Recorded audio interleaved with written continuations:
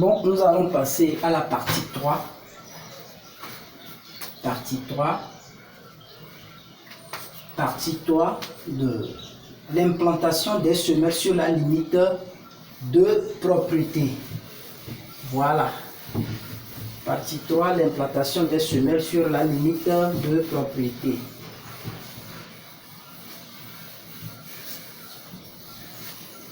Bon, nous avons nos deux lots toujours ici. Lot 2 d'Abraham. Lot 1 de Monsieur Kofi. Et nous avons la ligne de la limite de propriété. Voilà. Bon, notre lot c'est 18-30. Bon, dans la partie 2, nous avions excentré déjà les semelles. Nous avions là-bas 5 semelles. 1, 2, 3, 4. Et ça. Donc,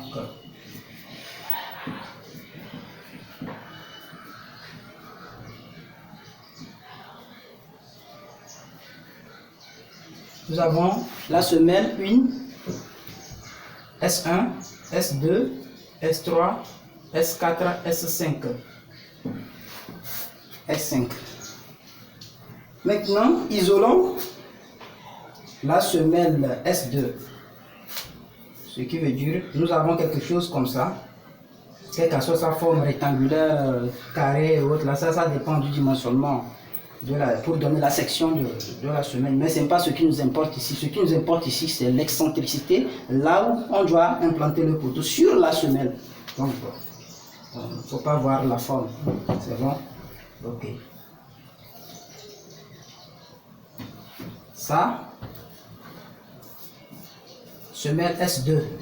Donc, le poteau de la semelle S2 sera ici, ainsi que ça, ainsi que ça, ainsi que ça, pour respecter, comment dit-on, le plan architectural, la conception et la distance, les mesures convenables sur le plan. Bon, lors de l'implantation,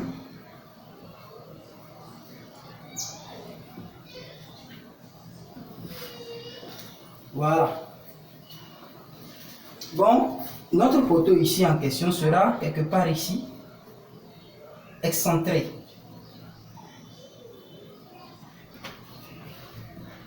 Ça, c'est la vue de dessus, hein, la vue de dessus de la semelle et du poteau. La vue de dessus, mais si nous sommes en 3D, on aura quelque chose comme ça. On aura quelque chose comme ça. En 3D, nous aurons quelque chose comme ça. Et le poteau, comme c'est de ce côté, sera quelque part ici. Voilà, ça c'est en 3D. Ça, c'est la vue de dessus. Si c'était centré, on aura quelque chose comme ça, au centre comme ça. Voilà. Ça, c'est centré. Vous voyez, non? C'est centré. Ok, ici, c'est la vue de dessus. C'est ça que nous avons représenté ici. Ok. Donc, continuons. Bon, ici, le souci est que ce poteau est appliqué au bord de la semelle, c'est-à-dire à une distance donnée de son centre d'application. Le centre d'application. Bon, soit le point d'application, ici, le centre d'application, c'est ça. Normalement, pour que cette semelle-là soit en équilibre, il faut que quoi? Il faut que le poteau soit implanté au centre de cette semelle-là, pour qu'il y ait équilibre. Là, la répartition sera faite par des biais. C'est-à-dire, si le poteau, normalement, est centré au centre de la semelle sur son point d'application, la semelle sera équilibrée. Ce qui veut dire qu'il n'y aura pas de mouvement. Il n'y aura pas de mouvement de part et d'autre, quoi. Vous voyez? Donc, bon, les charges seront bien réparties par les biais. Les charges seront bien réparties. Ouais, non? Ok. Or, dans notre cas ici, notre poteau est comment? Excentré. C'est-à-dire que n'est pas au centre. C'est excentré. De son point d'application, il y a une distance qui sépare. C'est cette distance-là. Nous pouvons noter ça E ou soit D. E ou D. Soit E ou soit D, l'excentricité. Normalement, pour que cette semelle soit en équilibre, nous allons appliquer les charges venant sur ce poteau-là au centre ici, pour que ça soit en équilibre. Mais, dans ce cas, les charges seront appliquées à la limite ici. Ce qui veut dire que, déjà, quand nous rentrons un peu dans la mécanique appliquée aux résistances des matériaux, là, je vais parler de la RDM, la résistance, la mécanique appliquée à la résistance des matériaux. Nous allons voir que si nous prenons une force, nous avons une force. Bon, supposons que nous avons une force P ou soit F qui s'applique sur un élément donné. Si la force est appliquée au point d'application, c'est-à-dire au centre de l'élément, l'élément sera équilibré. Mais au cas contraire, il y aura deux mouvements. Ce qui veut dire qu'il n'y a pas d'équilibre. Mais dans c'est cet équilibre qu'il monte et qui ne se présente pas dans ce cas que nous voulons résoudre. Nous voyons cette distance-là, déjà, E est encore appelé le bras de levier. Le bras de levier, la distance qui sépare le point d'application au point d'application de la charge. Comment dit-on? La distance qui sépare le centre de gravité, voilà, le centre de gravité et le point d'application de la charge. Donc ce bras de levier en question qui est ici,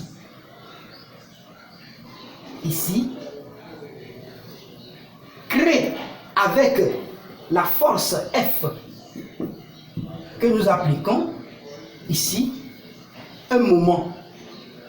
C'est-à-dire, bon, dans ceux qui maîtrisent bien la mécanique appliquée aux résistances des matériaux, quand nous avons une force et que la force est appliquée au point A à une distance donnée, le D,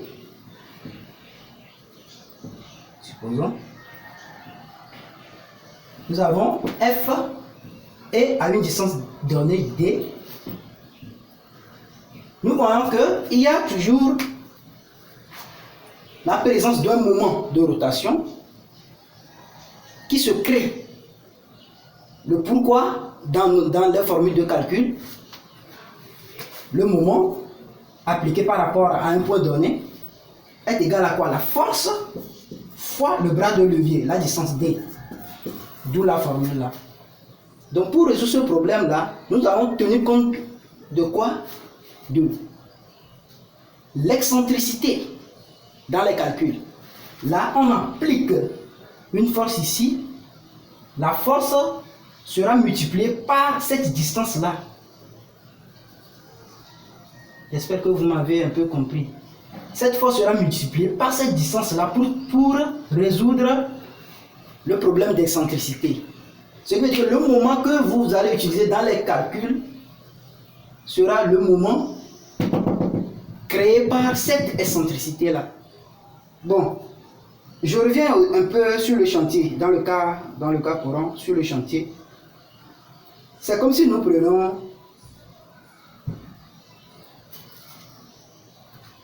supposons que j'arrive, supposons que c'est notre semelle qui est ce document. Normalement, la semelle sera centrée comme ça. Et il y aura équilibre. Et maintenant, la semelle n'est plus centrée comme ça, il est excentré. Ce qui veut dire que ça s'est décalé d'une distance donnée. C'est cette distance-là que nous appelons le E. Si les charges viennent, les charges qui seront appliquées sur le poteau,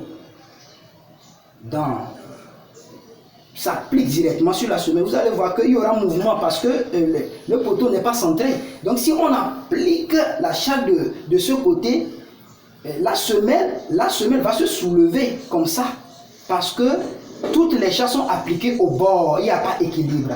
Maintenant, comment faire pour résoudre ce problème-là? La distance qui sépare ce point-là à ici, là, on doit relayer, comment dit-on, cette semelle-là qui s'est soulevée ici, par une autre poutre de redressement qui va redresser cette semelle-là et va reprendre cette charge-là, cette force qui normalement devait mettre en équilibre cette semelle-là. Cette poutre va reprendre cette force pour aller répartir ou bien soumettre ça à une autre semelle d'à côté. Là, la partie 4 va mieux expliquer les calculs sur les poutres de redressement. Si l'explication n'est pas claire pour vous, posez des questions. J'ai fait de mon mieux quand même pour vous aider. Bon, ce qui veut dire que sur le chantier, il faut bien tenir compte de quoi? De l'excentricité, parce qu'il y aura soulèvement. Comme la semelle est déjà enterrée, même si ça se soulève, bon, les gens ne sauront pas. Les gens ne sauront pas. C'est après rupture, ou bien après fondement du poteau, soit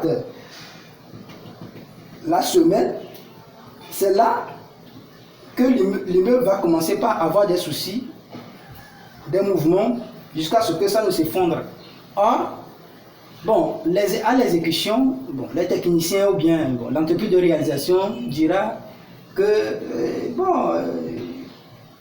tout est respecté, on a réalisé, c'est comme ça qu'on réalise. Souvent, ces cas-là, c'est dans les projets privés, là. Ceux qui ont des petits R+2, R+3, des projets privés qui ne sont pas bien étudiés par un ingénieur expérimenté, ou soit par un bureau d'études, là.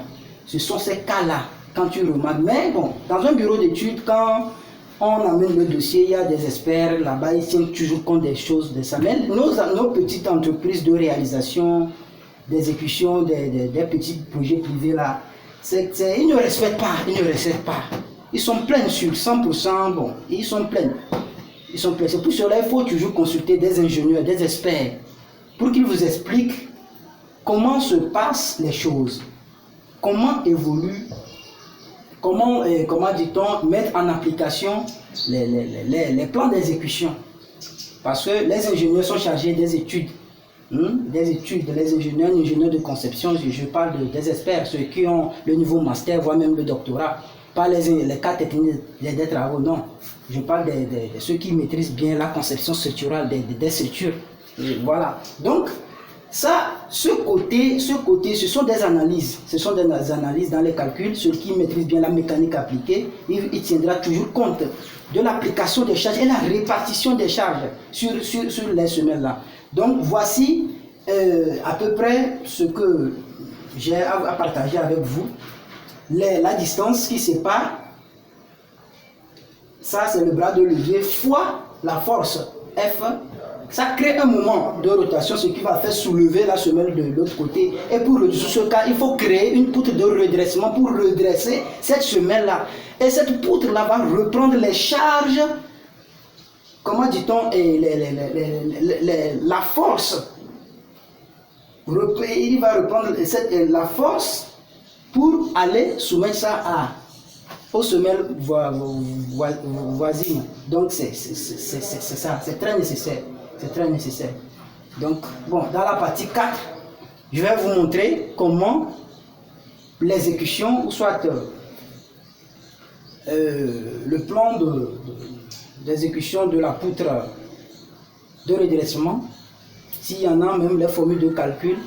Mais d'abord, il faut comprendre la chose avant de savoir que c'est tel calcul qu'il faut appliquer. Il ne faut pas appliquer parce qu'on applique, non. Ok.